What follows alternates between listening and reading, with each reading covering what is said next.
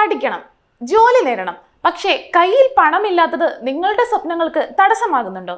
എങ്കിൽ കേരള സർക്കാരിന്റെ ഈ പുതിയ പ്രഖ്യാപനം നിങ്ങൾക്കുള്ളതാണ്. സ്വന്തമായൊരു തൊഴിൽ സ്വപ്നം കാണുന്ന കേരളത്തിലെ യുവതീ യുവാക്കൾക്ക് ഇനി സർക്കാർ കൂട്ടുണ്ട്. മത്സര പരീക്ഷകൾക്ക് തയ്യാറെടുക്കുന്നവർക്കും നൈപുണ്യ പരിശീലനം നടത്തുന്നവർക്കും പ്രതിമാസം 1000 രൂപ വീതം നൽകുന്ന കണക്ട് വർക്ക് പദ്ധതിക്ക് സർക്കാർ തുടക്കം കുറിച്ചു. ഇതിന്റെ കൂടുതൽ വിവരങ്ങൾ കാണാം.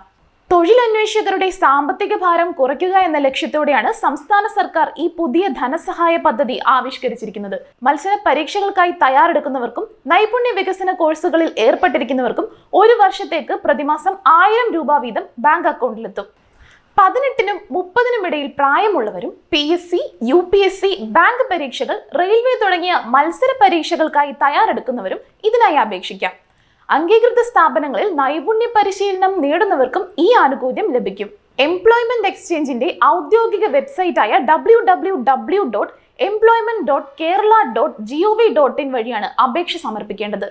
തൊഴിൽ വകുപ്പിന്റെ വെബ്സൈറ്റ് സന്ദർശിച്ചാൽ കൂടുതൽ വിവരങ്ങൾ ലഭിക്കുന്നതാണ്. കുടുംബ വാർഷിക വരുമാനം 5 ലക്ഷം രൂപയിൽ താഴെയുള്ളവർക്കാണ് ഈ സഹായത്തിന് അർഹതയുള്ളത്. തിരഞ്ഞെടുക്കപ്പെടുന്നവർക്ക് 12 മാസക്കാലമാണ് തുക ലഭിക്കുക.